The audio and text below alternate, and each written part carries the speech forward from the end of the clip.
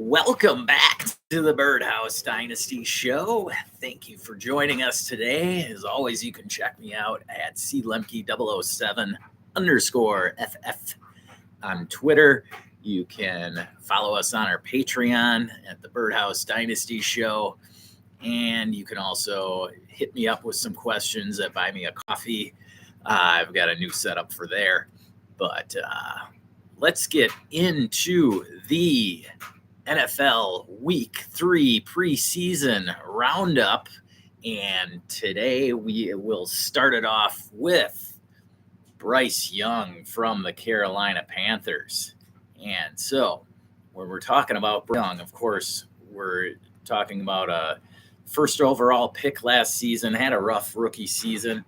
And now we are looking at a whole new offense here with Dave Canales running the show in Carolina. He's got some weapons finally. He's got a decent ground game with Chuba and hopefully Jonathan Brooks back as soon as possible. But for now, it is going to be the Bryce Young show until Jonathan Brooks comes back. And Bryce looked strong in the final preseason outing. They were going against the Bills, and they ended up winning that game. Young took one drive, completed 6 of 8 passes for 70 yards and a touchdown in that drive. So Bryce Young looking to bounce back after a rough rookie season. I wouldn't quite be selling off Bryce yet.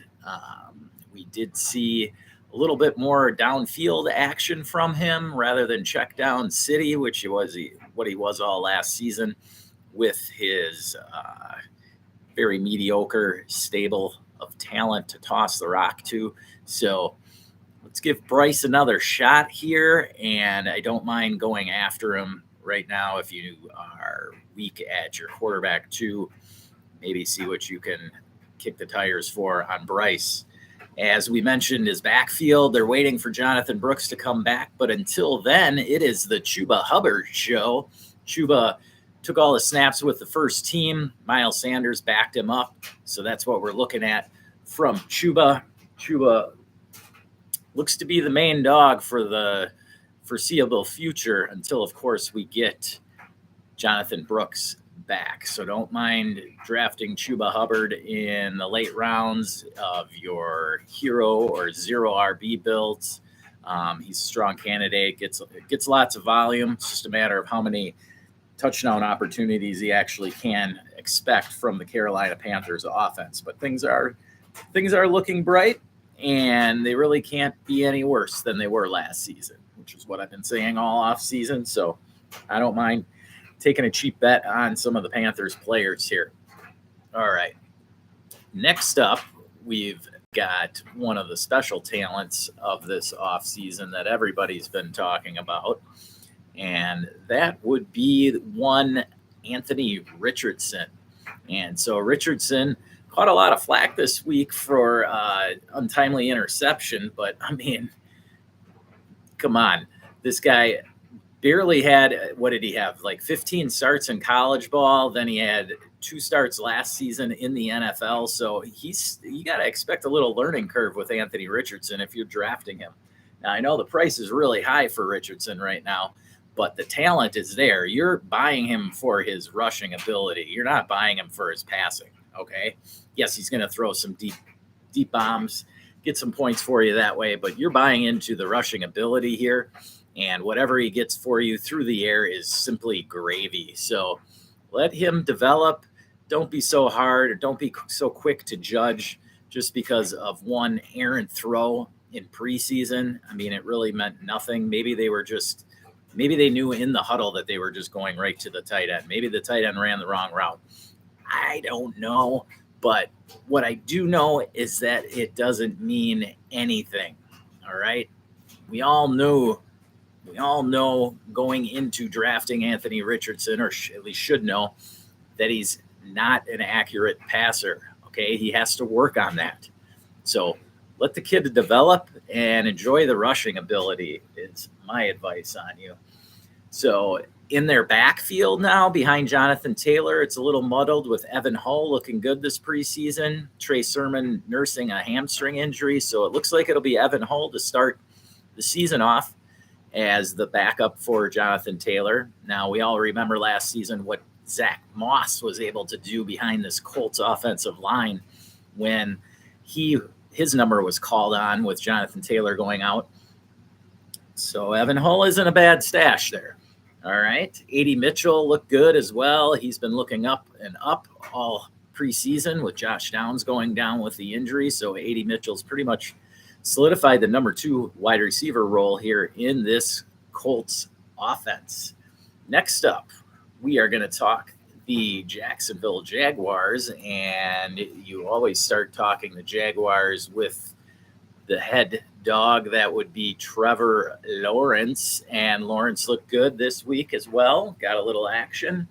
We also want to make note. Now, I love these new weapons that the Jaguars got. So Trevor Lawrence is somebody I like now in where his value has fallen to. And then in the backfield, of course, ETN is the lead dog, but then Tank Bigsby has come back from the dead and a bad rookie season. He has solidified the number 2 running back role, so he is the true handcuff to Travis Etienne. Bigsby's surpassed Dearness Johnson, something that he could not accomplish last season, and that's why he struggled so much. So Tank's put in the work in the offseason, and so if you're looking to handcuff Etienne or just grab a random dart throw with good possible opportunity there. I mean, ETN misses any action and Bigsby slides into a nice volume role on a solid offense that's going to score touchdowns. So I like Bigsby as one of the top handcuffs right now. All right, next up, we are going to dive into the ugly mess that is the Arthur Smith led offense of the Pittsburgh Steelers. And we'll start it off with Russell Wilson and Justin Fields. So Russell Wilson started the last 2 weeks for the Steelers. Looks like he's going to be the starter week 1. Steelers start out the gate with a matchup with Arthur Smith's old team, the Falcons.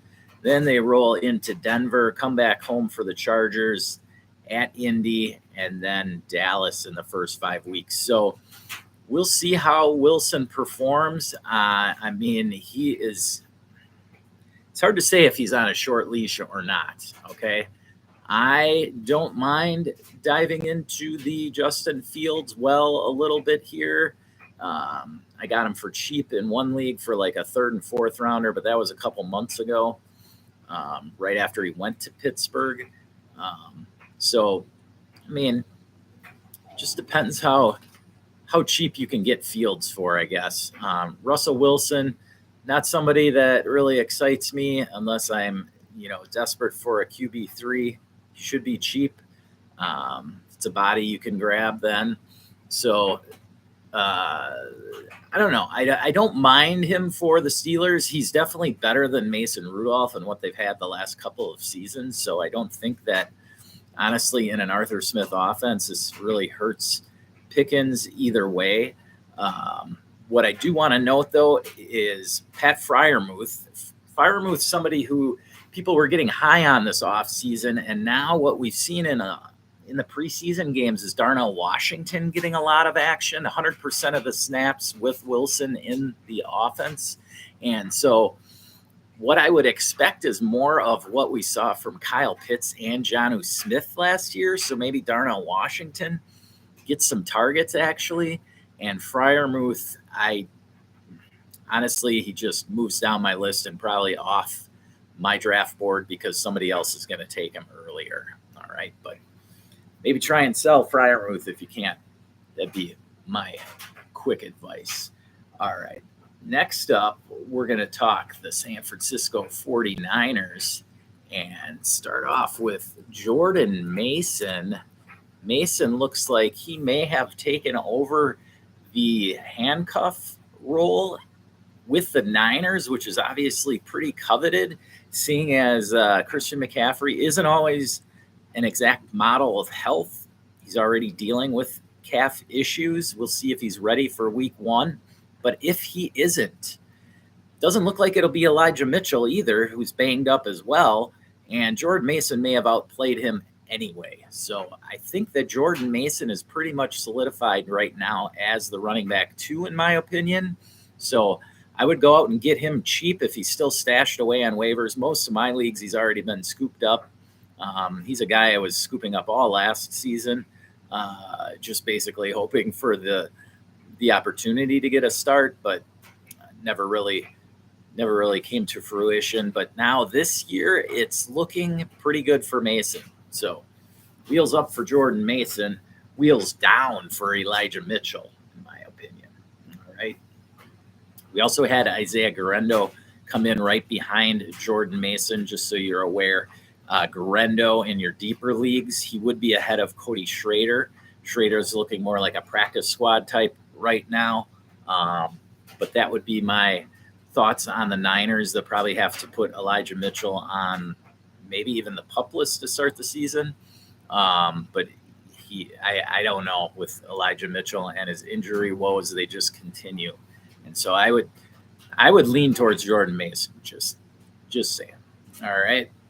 Next up, we're going to talk my Tampa Bay Buccaneers, and we're looking at the receivers here. And Jalen McMillan, the rookie, has solidified his role as the wide receiver 3 for the Bucs. And so he'll be actually starting, because the Bucs run a 3-wide set to start the game, and that's pretty much their base offense. So McMillan will be in there right away on the outside. Godwin is moving into the slot, into that old Cooper Kupp role for this Rams offense that the Bucs are going to be running this year. And so you'll see some looks to McMillan early on even. And, if we get an injury from Godwin or Evans, you could see McMillan's targets go up even more. So McMillan, of the later wide receivers in the rookie class, like your Javon Baker, Jermaine Burton types, I would rank McMillan up at the top of those. So he's right below that list of second-tier wide receivers that jumbled mess of second receivers that were all going in the second round there, like your Ricky Pearsalls, A.D. Mitchells, all those. Still have them ahead of McMillan. I don't know about Pearsall right now. I mean, if you need instant production, go ahead and grab McMillan ahead of Pearsall. But what I'm getting at is McMillan is worth a shot right now.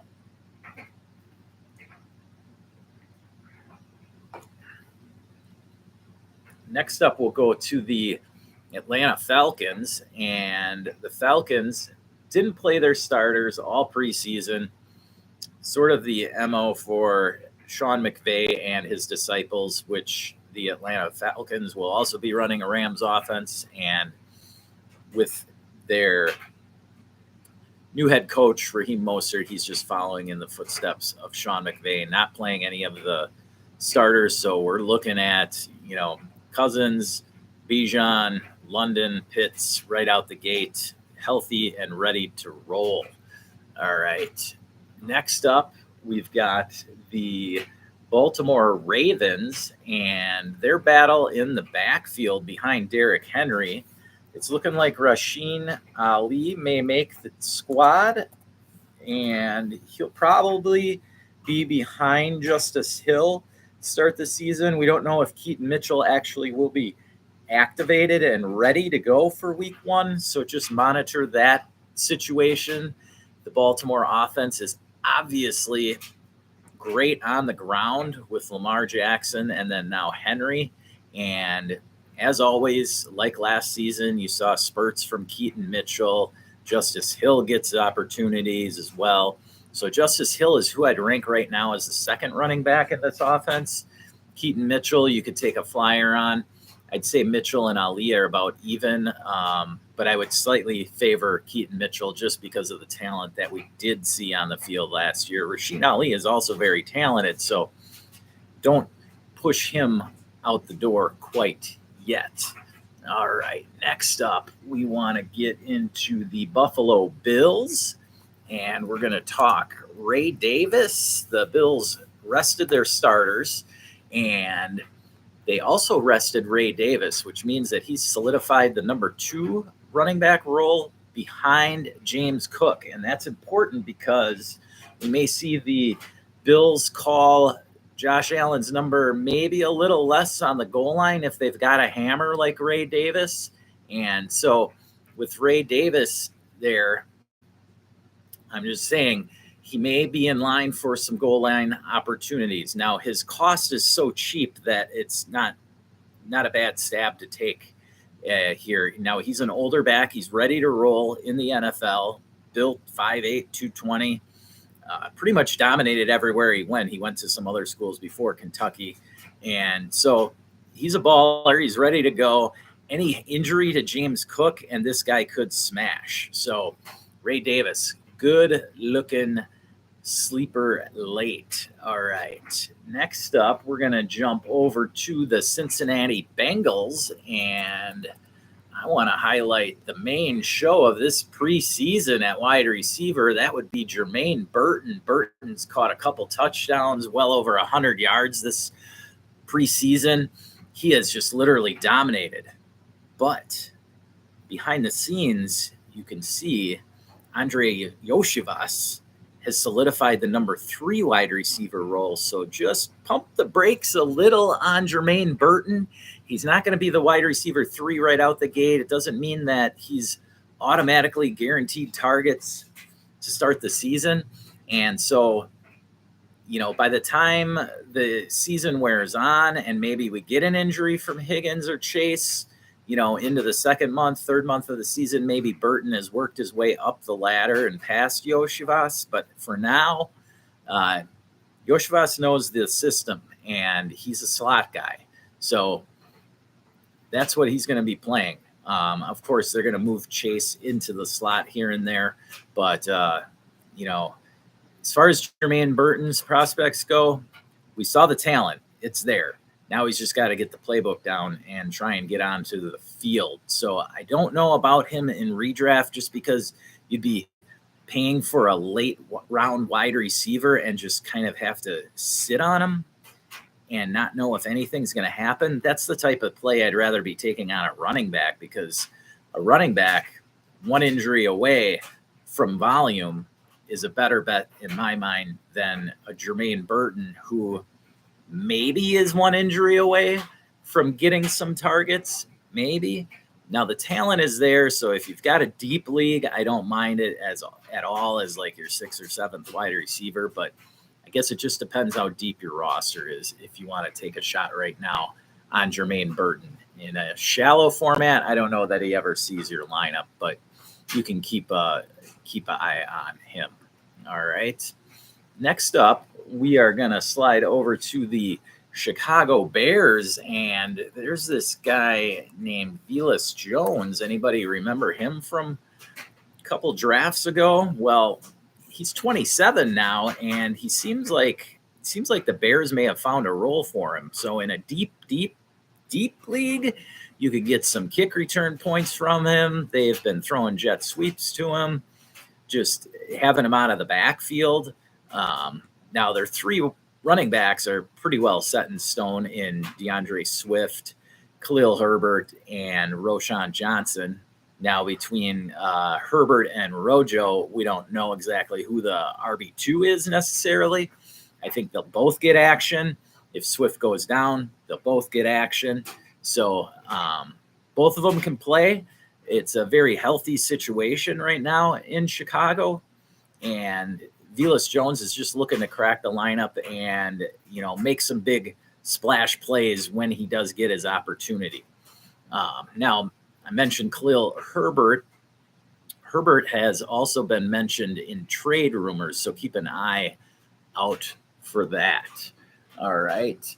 Next up, we've got the Dallas Cowboys, one of those teams that Herbert has been rumored to be going to possibly, and that's because, basically any running back that's going to get cut is going to be rumored to go to the Cowboys. The Cowboys are sitting on Ezekiel Elliott and Rico Dowdle, the special teams monster right now. Then they've got Malik Davis, Deuce Vaughn, and who's the other? Royce Freeman is there as well. So the Cowboys have a big mess of whatever you want to call it. But on top of that heap is Ezekiel Elliott, one of the guys I've been pumping all off season.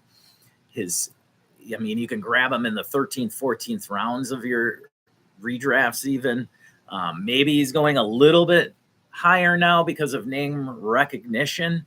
But, the Cowboys were the highest scoring team in the league last season. So, just by default, as long as Zeke is the goal line back, he's going to fall into the end zone 8 to 10 times, and then the rushing yards are just gravy. So, I'm not expecting 1,000 yards out of Zeke, but, it's possible he gets 1,000 combined yards, and then maybe, like I said, 8 to 10 touchdowns. You're looking at a, back end RB2 there. So he's definitely somebody to keep an eye on in your hero and zero RB builds for you. All right.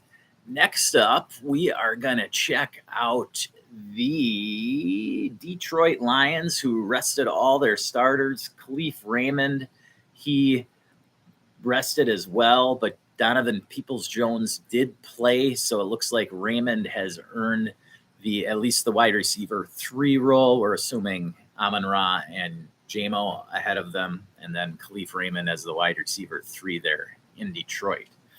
All right, next up would be the Green Bay Packers, and there we've got Bo Melton getting some snaps in this week. Now, the interesting part there was Dontavian Wicks sat, so that means that all 4 of the main Packers wide receivers did sit, and Bo Melton is looking like the number 5 there. You've also gotten Malik Heath and a couple of other guys there in the Packers wide receiver room, but if I had to bet on it, it would be, the top 4, then Melton, then Malik Heath, and the rest will either go to practice squad or to another team if they steal them. All right. Next up, we'll move over to the Houston Texans, and there we have some excitement from Cam Akers. Check out the videos on Cam. Both Achilles torn, and he's back from it now. You can see he had one run he had where he spun 3 times around in a matter of maybe 5 to 7 yards. And then he did another one where he just trucked the guy down the sideline, almost got in the end zone. But Akers has been very efficient, to say the least. And so I personally feel like Akers will take over the RB2 spot ahead of Dameon Pierce on this Texans offense. Akers just fits the mold of a traditional running back better than Dameon Pierce. I'm not saying Dameon Pierce isn't going to get any looks. Like, he could still be the 3rd down guy and kick returner for the Texans.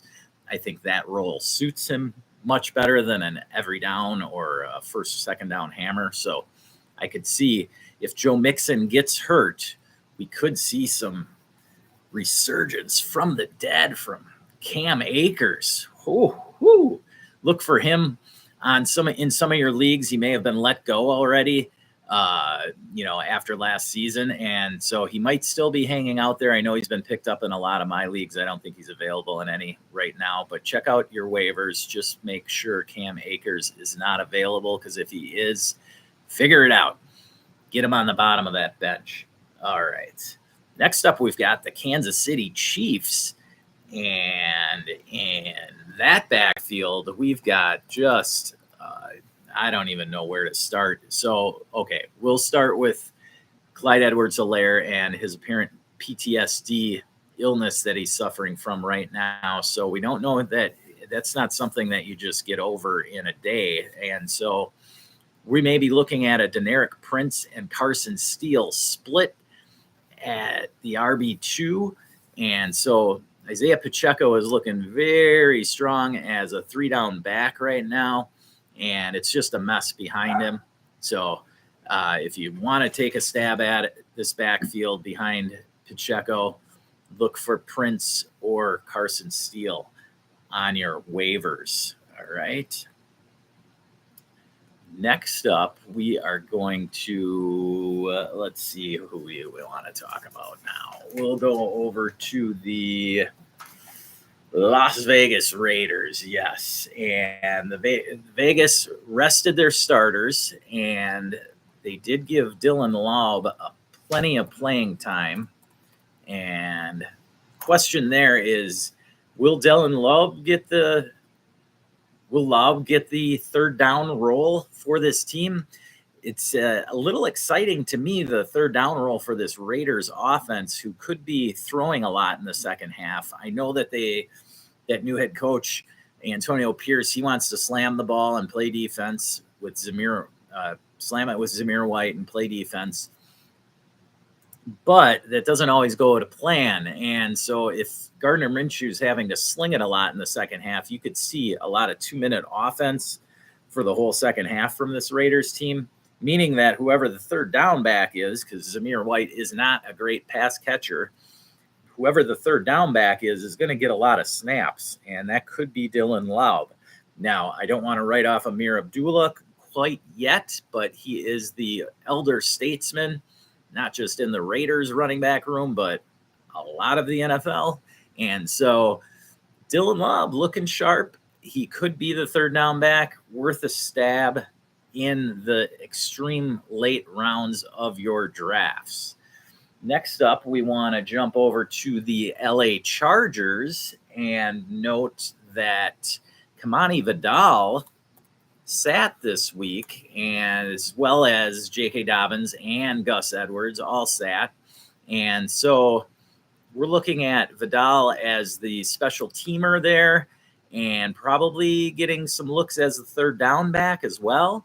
And that could be very fruitful. I mean, Justin Herbert liked to dump it off to Austin Eckler a lot.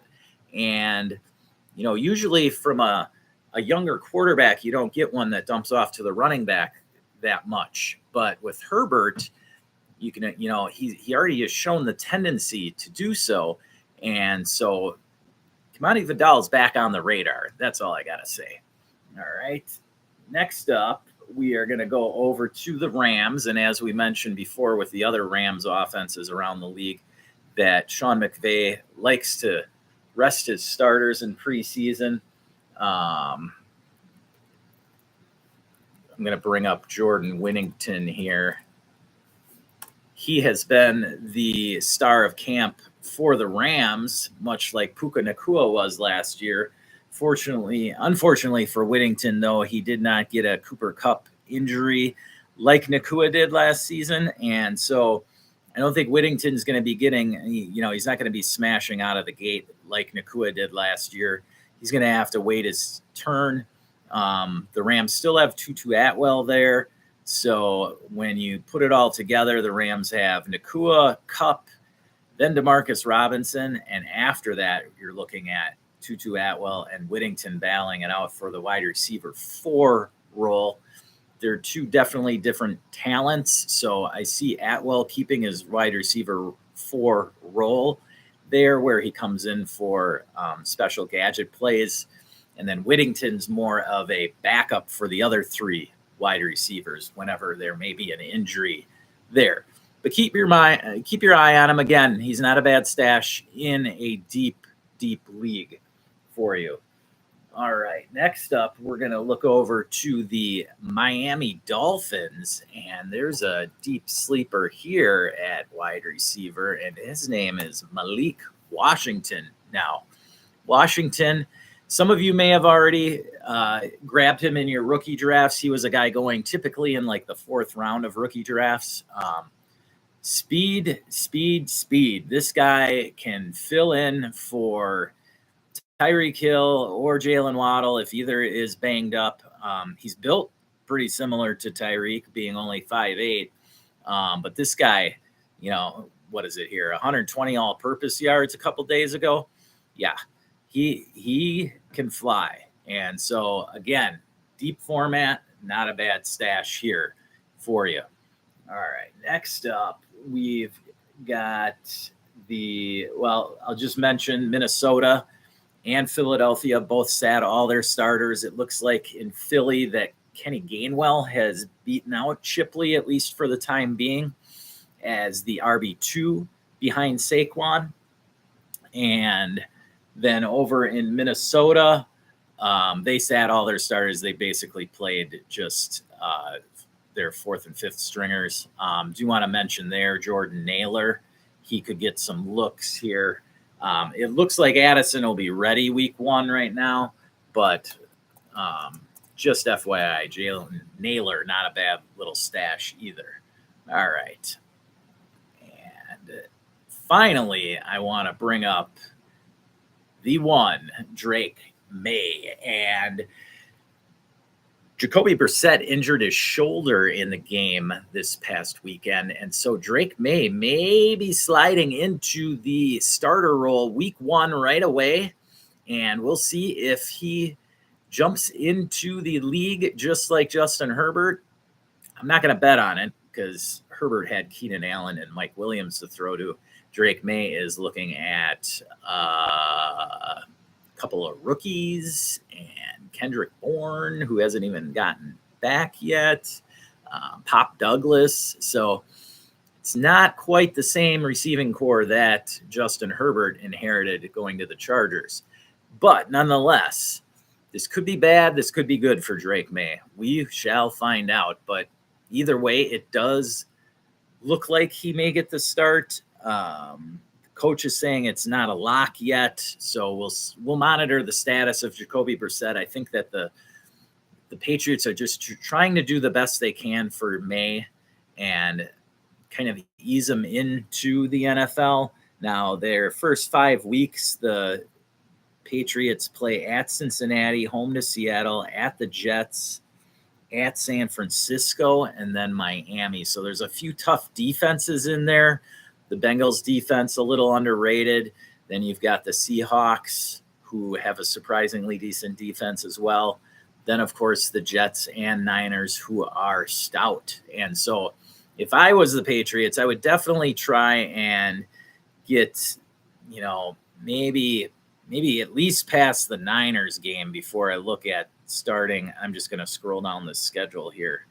So they got Miami, Houston, Jacksonville. I mean, you can only wait so long before you're just throwing away the season on them. So, I mean,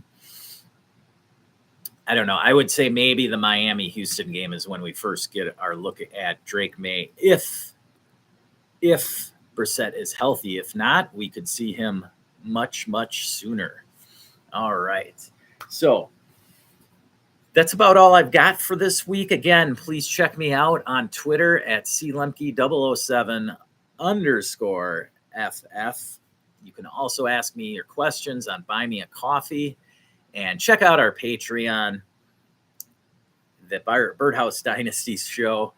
And don't forget to smash the like and subscribe for more videos coming at you this week for your draft preparation.